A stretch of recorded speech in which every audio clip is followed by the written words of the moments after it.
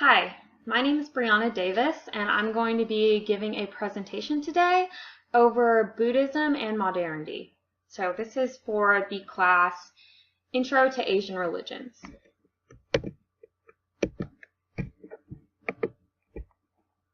So throughout this presentation, I'm going to go through a few subcategories to explain my points and kind of get across my ideas. So I'm going to go through the abstract and introduction, which will give you an overview of what I'm going to be talking about today. And then I'm going to go over the historical context of Buddhism and the philosophical ideas that Buddhists believe in. And then we will finally get to Buddhism and the modern world, where I will bring all of that together and get to the main point of this presentation. And then we'll reach the conclusion. So, Buddhism is a religion that focuses on mindfulness and the elimination of suffering. And it doesn't really have one supreme deity or God.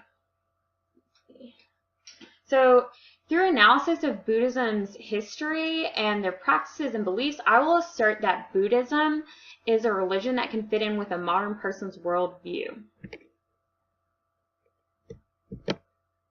So this is a quote by Albert Einstein that I kind of thought was relevant to my presentation. It says, "If there's any religion that would cope with modern scientific needs, it would be Buddhism." So, as the scientific community gains more knowledge about the universe and the world that we live in, problems have begun to arise with world religions and their traditional beliefs. And also as the world becomes more and more stressful with problems like war, world hunger, racism, all these things, Buddhism can be a great coping mechanism for someone who is extremely stressed out in life and just having trouble dealing with the modern crazy world. So Buddhism is a religion that puts really a big focus on the self and how you act and how you think and your experience. So that kind of makes it a religion that can be individualized because it puts that great focus on the self. Okay. So I'm going to go over a little bit of the historical context of Buddhism. Let me move this. I don't think I can make that any bigger, but... So in this section, we're going to go over the story of Siddhartha, who is the person that we know as the Buddha, and the spread of Buddhism. So the story of Siddhartha begins in 566 BCE, when it's said that he was born in that year. Siddhartha Gautama was born to these really rich royal parents, and there is a version of this story that's more mythological and kind of has some of the typical tropes of the religious birthing story, like the Immaculate Conception and all of that. But I'm going to kind of avoid a little bit of that just for the purposes of this presentation. So when he was born, a wise man came to his parents and told them that he would either be a great religious leader or I'm going to move this again, sorry, or a great king. So Siddhartha's dad really wanted him to be the great king. So he kept him confined to the palace walls for his entire life and just provided him with everything he could ever want. Riches, food, clothes, drink, women, everything. So eventually he found a wife for Siddhartha, and he got married, had a kid. So by this time he's in his 30s, and he decides that he wants to know what's beyond the palace walls and see the world outside of what he had known up until this point. So when he goes beyond the palace walls, he sees 4 different sights: an old man, a sick man, a corpse, and a wandering monk. These sights eventually led Siddhartha to realize that life is suffering. So after this realization, he decided to leave his palace and figure out ways that he could alleviate suffering. So this is called the going forth or the pravraja. So let me move this again. Sorry, guys. We're going to talk about the spreading of Buddhism. So after Siddhartha's death, Buddhism began to spread across Asia and the Middle East. It kind of flourished in India for a while under King Asoka. He kind of believed in the Buddhist doctrine and supported it, and all these Buddhist monasteries popped up and allowed the Indian culture to flourish because they were centers for knowledge. People could go there and learn things not only about Buddhism, but just about the world in general, just knowledge that people at this time would not normally have access to. So it was pretty important for India. So Buddhism eventually faded out of India, and Hinduism kind of took back over, and Hinduism is still the predominant religion in India today. So we're going to move on to the Southeast Asian spreading of Buddhism. Buddhism was translated into Chinese in 148 CE, and this was when a lot of trade was going on around Asia, and this allowed for Buddhism to just spread to these areas, and people were able to read the text. Buddhist monks also started traveling to these areas when Buddhism died down in India, because it was another place for them to kind of spread the word. The title of the Dalai Lama was given for the first time in the 1500s, and that was just an important milestone for the spreading of Buddhism and showed how important it became in this area. So in the early 1900s, there was a U.S. colonel and a Russian spiritualist who started to initiate the spread of Buddhism into the Western world and our Western culture. So obviously it was pretty successful. Buddhism has spread to North America, South America, Europe, and Australia, and it continues to get more and more popular in the Western world. So this spreading of Buddhism that just goes to pretty much all corners of the globe just goes to show that this religion is very compatible with people of all walks of life, and pretty much anyone can get behind it. It's just got a very easy to go with message, I guess I would say. So we're going to go over some philosophical ideas of Buddhism. This section is going to include suffering, the Four Noble Truths, the Eightfold Path, karma and rebirth, and Buddhas and Bodhisattvas, and mindfulness. This. So suffering is what Siddhartha realized that everyone is going to experience in life after he saw the four sights. So he decided he needed to go explore the world and find out why we suffer and just figure out maybe how we can stop suffering. So he ended up going and meditating with these other monks that were participating in extreme self-deprecation they were meditating and doing this. They were fasting. Just kind of, I don't know why they did it, I guess. But so Siddhartha was doing that with them. And after doing it for a while, he decided that he didn't think this was the way to alleviate suffering or to become enlightened. He decided that the path of extreme deprivation and the path of extreme self-indulgence, representatory of the life he led before, just weren't the way to end this suffering. So he meditated at what is now called the Bodhi tree for 45 days, and he was fasting this whole time. And eventually, after the 45 days, he came out of his meditative state and decided that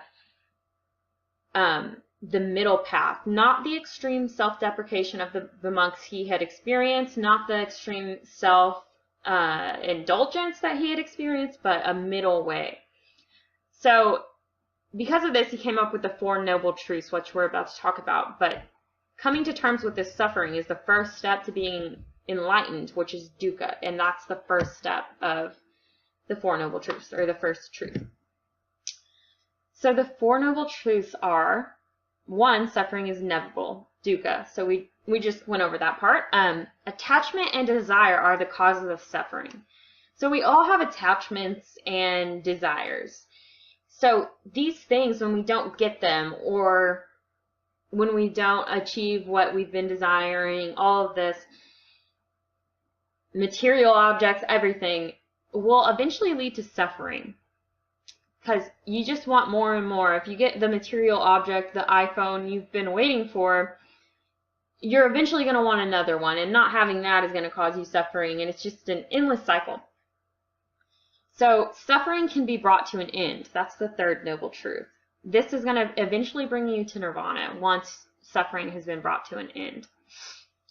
The way that you end suffering is by participating in the Eightfold Path. And this is another thing that Siddhartha, the Buddha, came up with. All right, let me move this. So the Eightfold Path can be divided into like 3 little subsections: wisdom, morality, and concentration. So the first aspect of the Eightfold Path is right understanding, and that is just knowing about Siddhartha's teachings, the Four Noble Truths, and recognizing that suffering is inevitable.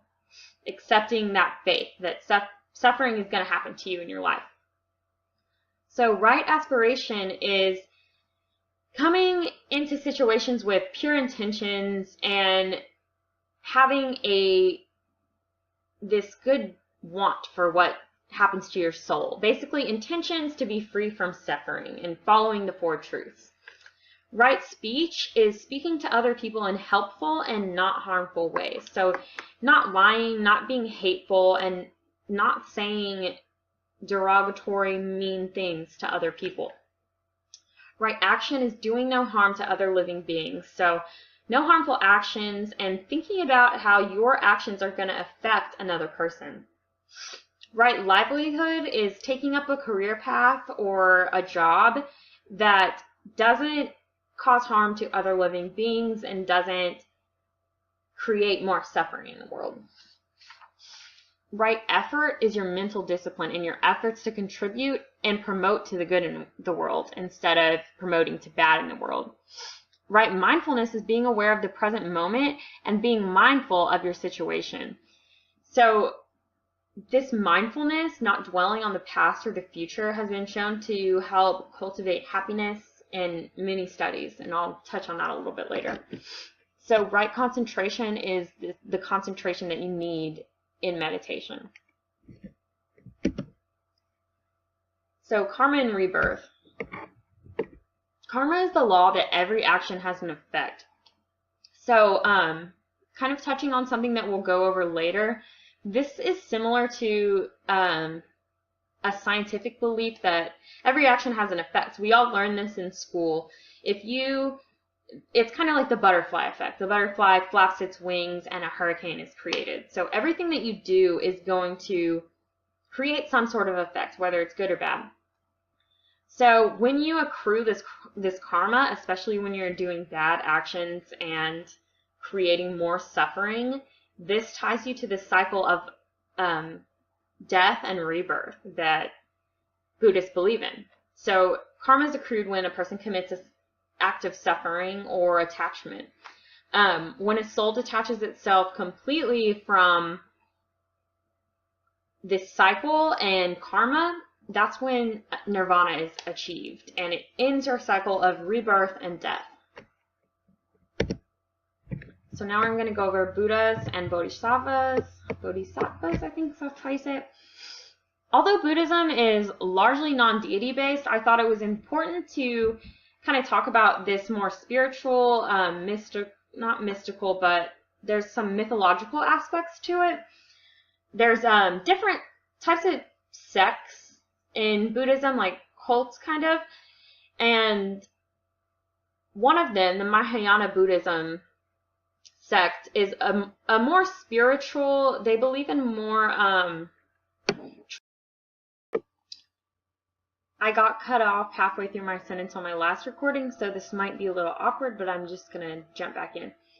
So, I was talking about Mahayana Buddhism and how they kind of have a more spiritual take on Buddhism. They believe in these celestial Buddhas and Bodhisattvas, and these are people who have attained enlightenment. The Bodhisattvas decide to stay back in the earthly realm and help other people attain enlightenment and nirvana. So they're kind of like teachers.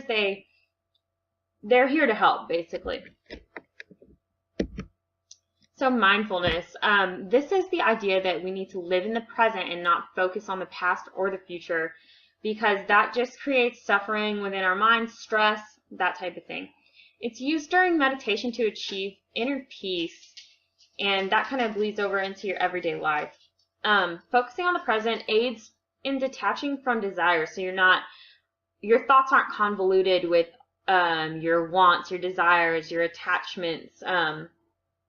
You're just focusing on the now, so it doesn't leave much room for your mind to wander and start wanting things. So we're going to move on to Buddhism and the modern world. This section is going to include the rise of a secular society, Buddhism for compassion, mindfulness in the medical field, and Buddhism in science. And then lastly, I'm going to give some criticisms on my argument why things may not be as black and white as I have been stating in this presentation, and just kind of play devil's advocate for myself. I think that's important for a presentation. So I'm going to talk about the rise of secular society. So the Pew Research Center does a bunch of these polls and just kind of sees what the tides are like in the religious community. So in 2007, they had done a poll, and then they did another one in 2014. And the data showed that Americans who say that they believe in God it has dwindled a little bit, not a very significant amount, but it's gone from 92% in 2007 to 89% in 2014. So that's a decline. Americans who say that they're absolutely certain that God exists has declined even greater, dropping from 71% in 2007 to 63% in 2014. So this is just showing that our society is kind of starting to have these doubts about higher powers and, religious ideologies, that kind of thing. This information shows that. So Americans that say that they pray and attend church on a regular basis has also declined. They're pretty small margins, so I'm not going to include those statistics in here, but it's still a decline. So Americans that identify as religiously unaffiliated has declined a lot too, or it's risen, sorry. So there's more religiously unaffiliated people now than there were in 2007. So this includes atheists, agnostics, and people who say that they just don't believe in anything in particular. So in 2007, this was 16% of our population, and now it's 23%, or it was in 2014. It might be higher now. So that's almost a quarter of our population that's religiously unaffiliated. That's a pretty big chunk of people living in America. So Buddhism could be something that these religiously unaffiliated can kind of get behind, since it's more of like a moral doctrine than a religion. It focuses on yourself, instead of a higher power or a God or something of that sort. It's more about yourself and what's in you. So these are some more statistics from the Pew Research Center.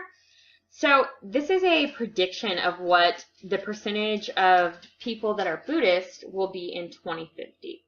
So currently, Asia has the largest Buddhist population. So the reason that Asia has a percent that declines is because more and more of the other countries are going to get turned more Buddhist. So every other country, you can see that we have an increase in people that will become Buddhism. This is the predicted data, or they will become Buddhist. So this just shows that the popularity of this religion is going to get more popular. People are going to find this more useful, and obviously research centers think so too. So I'm going to go over Buddhism and science now. There are a lot of aspects of Buddhism and science that align and complement each other. One that I wanted to talk about here was the scientific method and Siddhartha and how he came to his conclusions. So the way that Siddhartha figured out the Four Noble Truths and the Eightfold Path have a very scientific, just a methodological approach to it. He observed something. He observed suffering. He came up with a question, which was, why do we suffer? How can we stop suffering? And then he went out and found evidence and experimented and did all these tests, kind of, to figure out why we suffer and how we can stop. So I think that kind of goes hand in hand with like scientific research. You observe something, you come up with a question, why does it act like this? Why does it do this? And then you experiment and research until you can find your answer.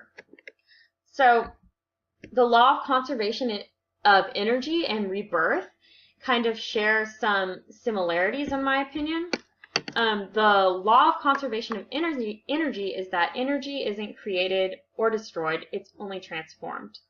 So to me, I think this pairs nicely with rebirth. It complements it. It certainly doesn't contradict rebirth, which is good.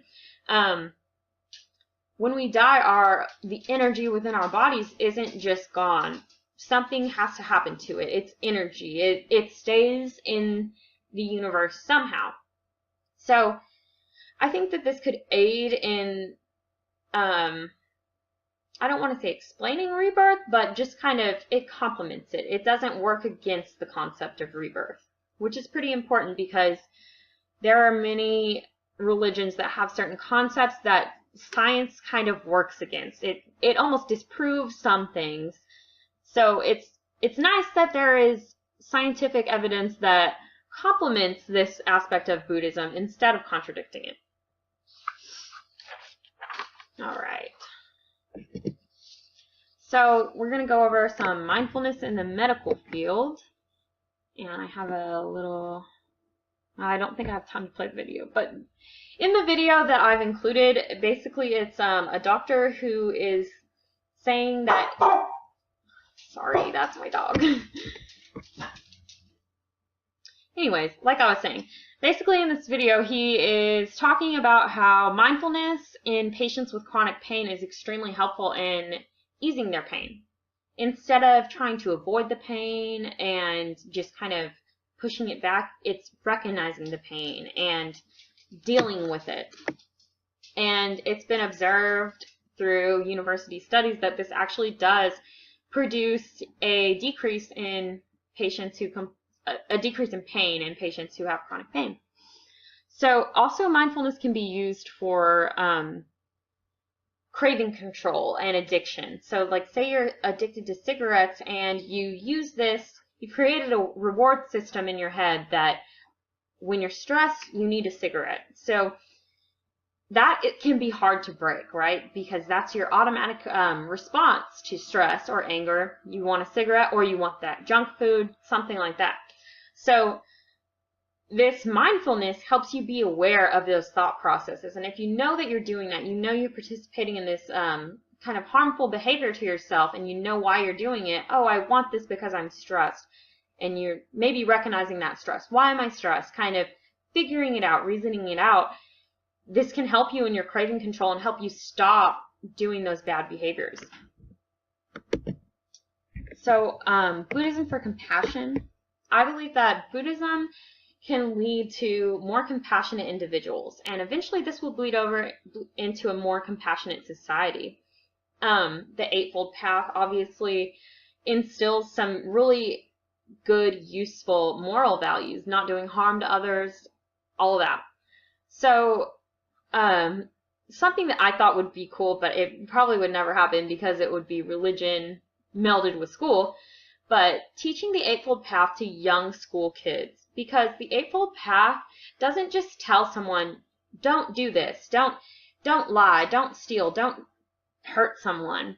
It explains why you can't do those things, why it creates suffering for you and the other person.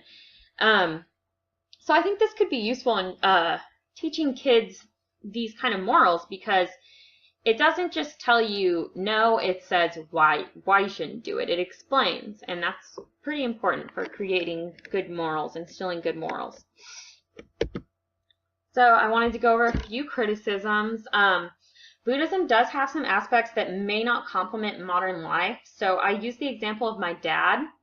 He is a park ranger for the National Wildlife Service, and he runs a wildlife refuge. He's the manager down here in the Gulf Coast. So we have a pretty bad feral hog problem. They're an invasive species, and they will eat sea turtle eggs, which are, the sea turtles are an endangered species. So my dad has to schedule scheduled hunts or give people special licenses to trap and kill the hogs because they're so invasive to our area. So my dad's job has an aspect that brings harm to other living beings. He has to do something that isn't good for every single living being, which I think is that would be kind of hard to do for everyone. So I think that maybe amending parts of this religion could really help meld it into our society. If you have to amend a part of the religion, maybe something is necessary for your job, but you have to kind of amend that.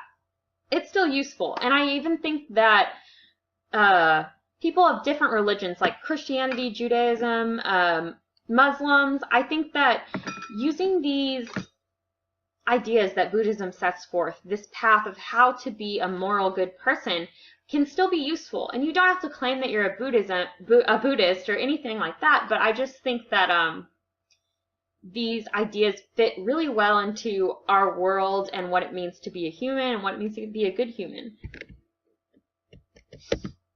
So as a conclusion, I think Buddhism is a good religion for people who identify as non-religious. It could close that gap between religion and the non-religious people, because as I said earlier, we're having a big gap in that.